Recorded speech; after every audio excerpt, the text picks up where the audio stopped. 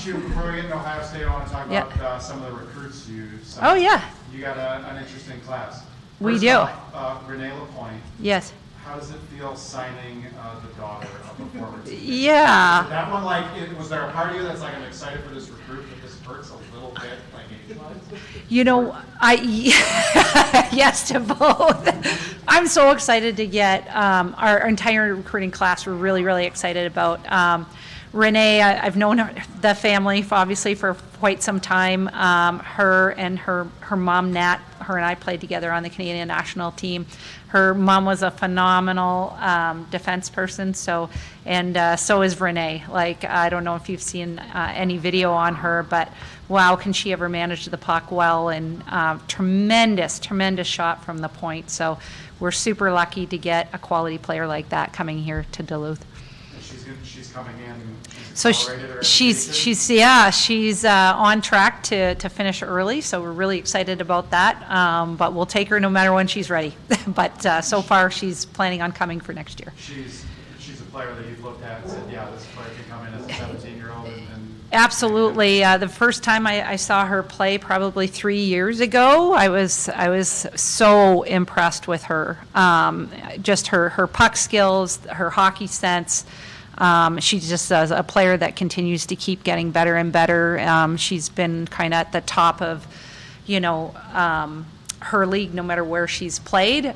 She's playing up with the U22s in Canada, so as an underager, and doing a phenomenal job up there, being so young. So yeah, we're super excited. She's going to be a player that's going to come in and fit in right away.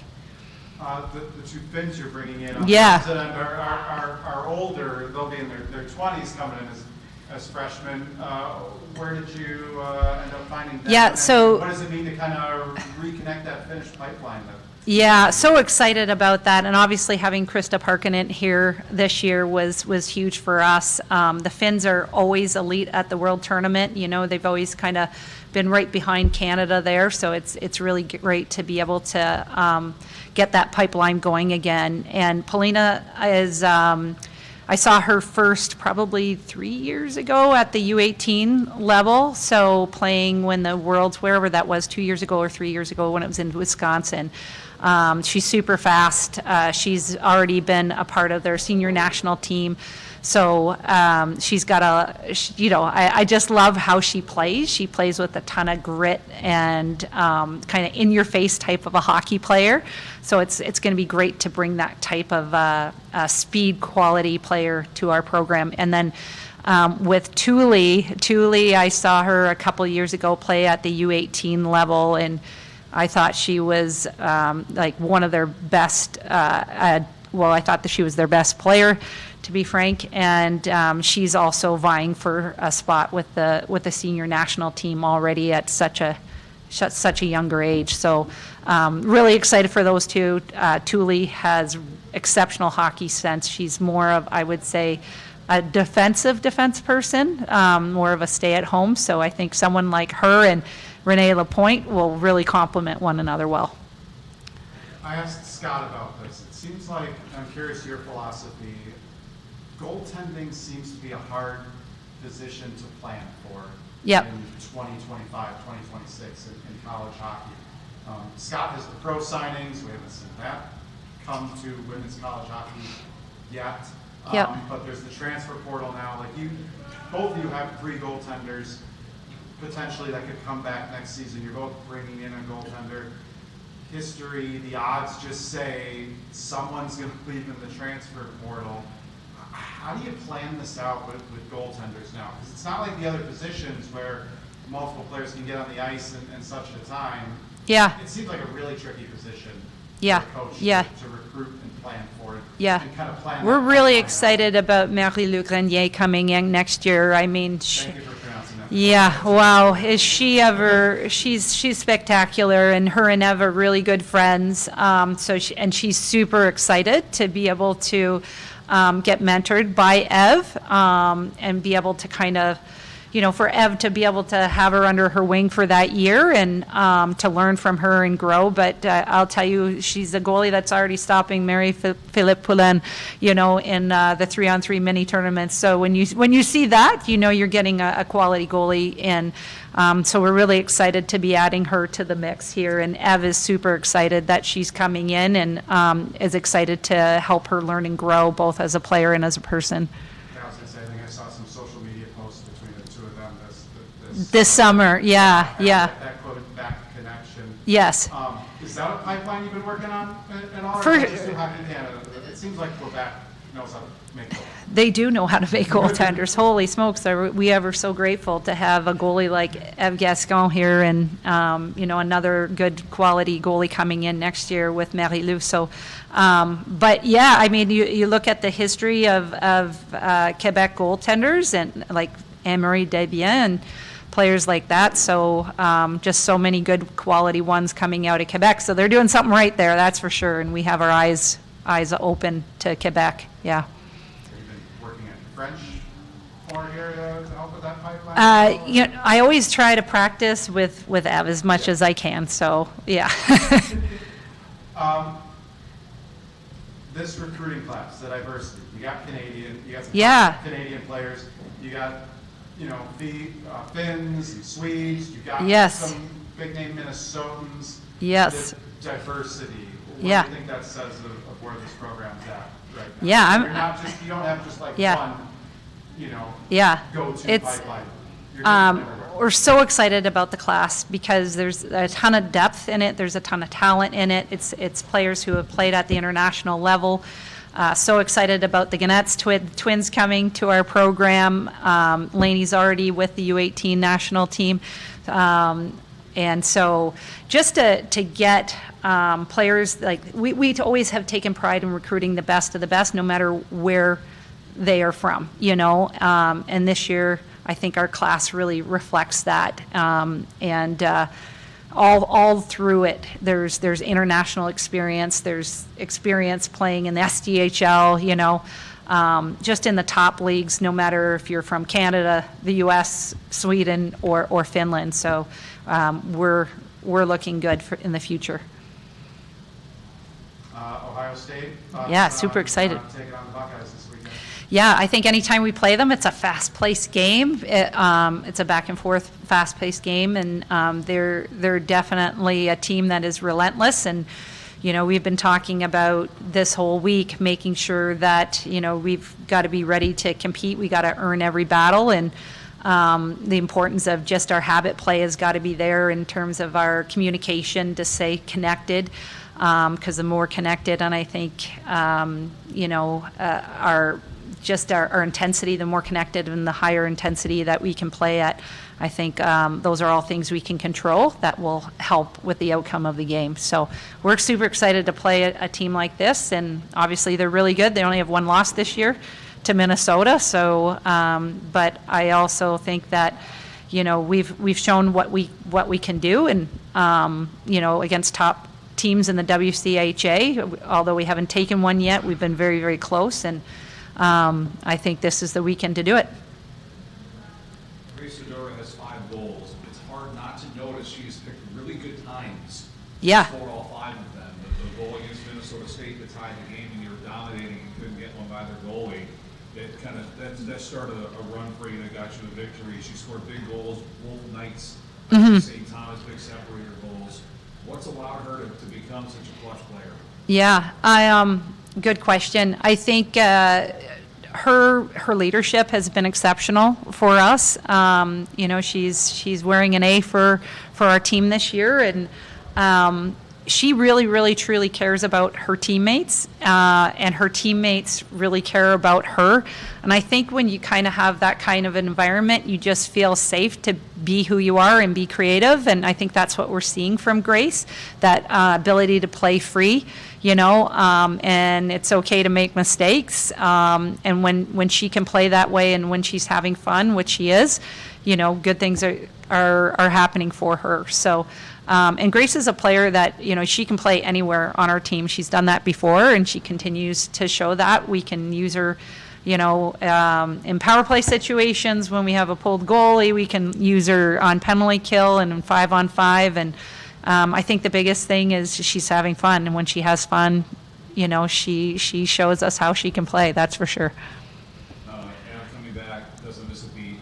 What can you say about Yeah, what she was. she's been able to do? But going back and forth constantly and still playing as well as she's playing. Yeah, I think that's been challenging for both her and Kramer, the back and forth. But wow, those two are just such competitors, and they're really good at putting their feet where they're at, and we always talk about that and taking pride in that. And for both of them, Kramer scored a huge goal for us this last weekend and set up another one on the power play, and Ev was absolutely outstanding for us in both games. So we just can't say enough about those two and what they bring to our program. They're so impactful, and super excited that we have them here this weekend to play against Ohio.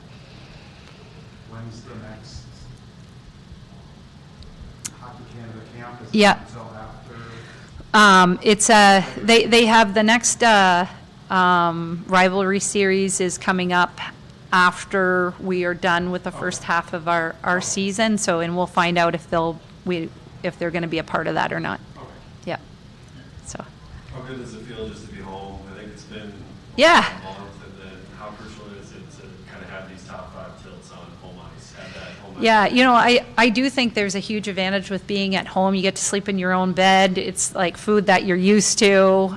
So there's so many things that go into just making you feel more comfortable, and the more comfortable you can be, I think, the better we end up playing. So excited to finally be back here playing in front of our own fans and, just having that familiarity around us. It's a big day for some of your former players with the PWHL roster. Yes. Coming up. Have you been able to talk to anyone? Obviously, we're not Yeah, asking for information, yeah. but just I've talked to a couple, and I've talked to some GMs and so forth. So it's we'll see what happens here. But I know that they've been working so hard, over the summer, and really excited about the training camps and everything that comes with it, meeting new people and just diving into learning new expectations and all of that. So they've all have been super just involved in that, and the whole thing is just so exciting. So we're hoping to continue to see Bulldogs continue to make their way into the PWHL. You said talking to GMs. Are you reaching out to them trying to get some intel, or are they doing? Yeah, no, homework? I've just them doing homework. Yeah. They have been so good at that with our program, connecting and just talking about current players, future players, and all of those things. And the one thing that I can say is the GMs that are in place are people who really also care about people. So that's awesome, to see that they're not only just investing, of course, in their hockey abilities, but who they are as people. So, and I obviously can never say enough good things about our kids, so just excited for the opportunities that they all have in front of them. Yep. Good. Good.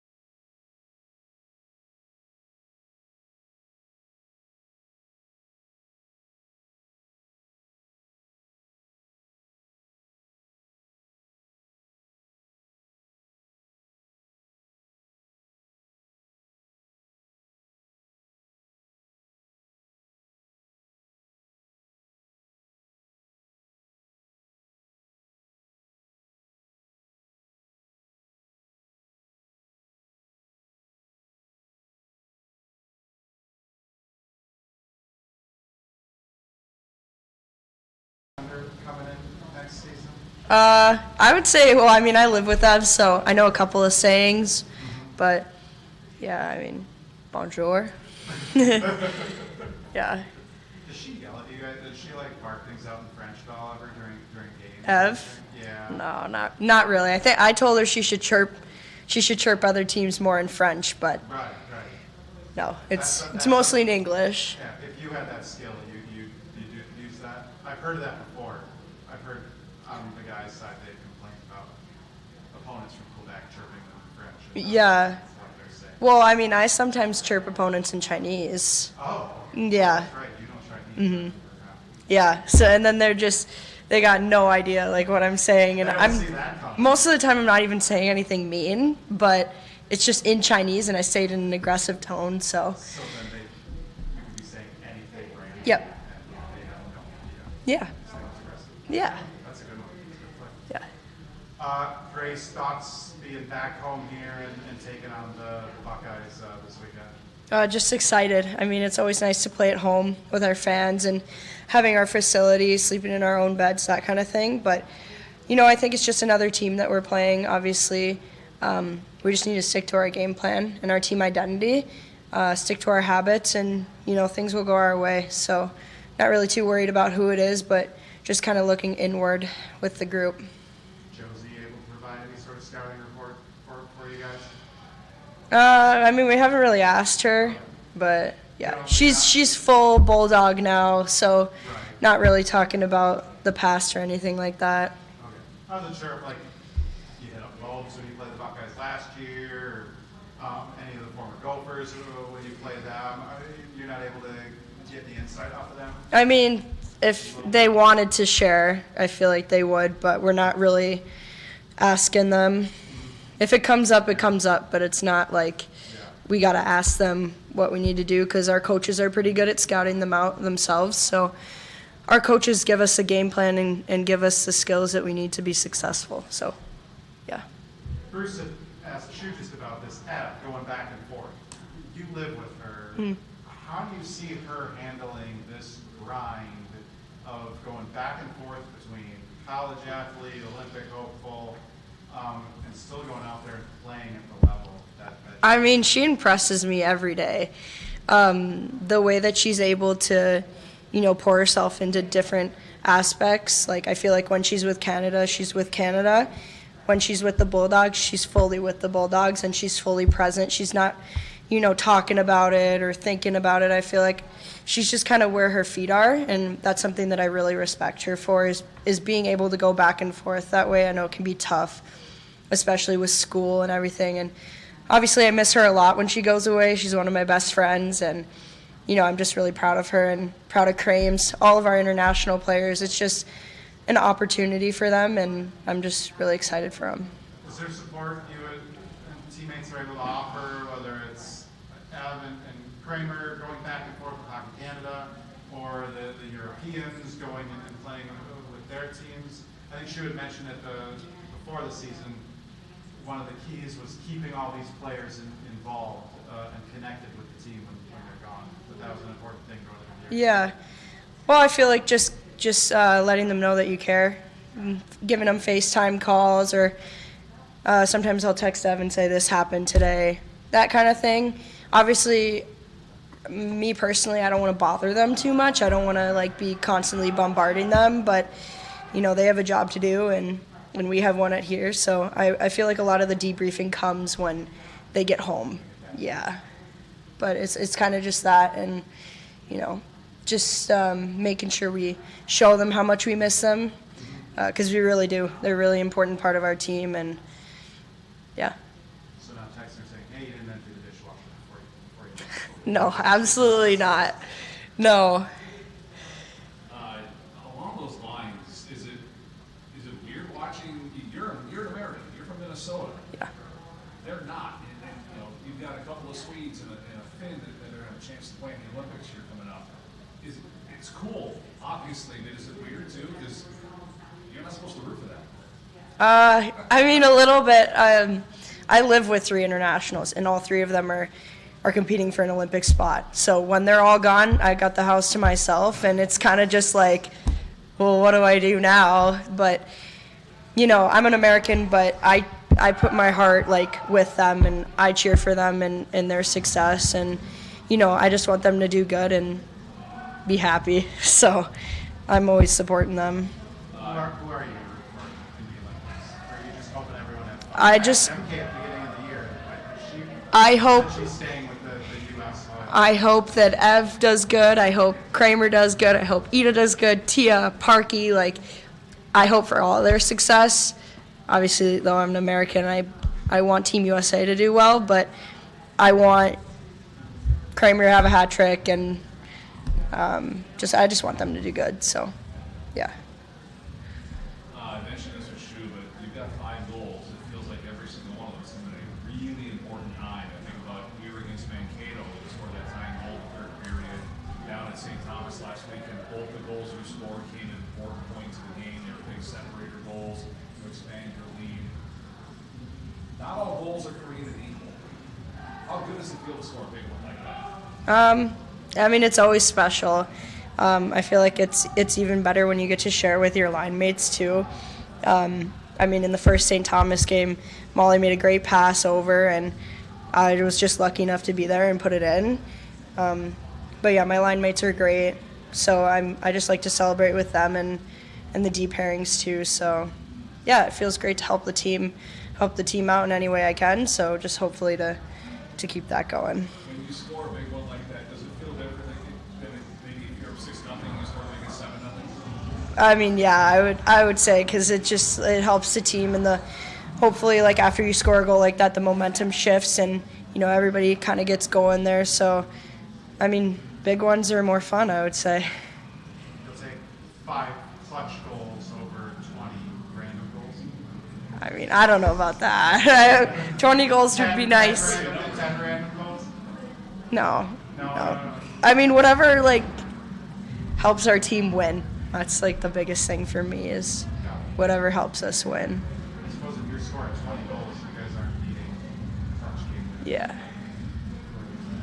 Grace, you mentioned Molly on the one goal that you partnered with her on this weekend. How are you seeing her and Renee specifically? Those two seem to be getting more and more involved in the offense as the year goes on. Obviously, Kramer's little sabbaticals has helped giving them some more chances, but Yeah. when she's in there, it seems like they're becoming more vital parts of the offense.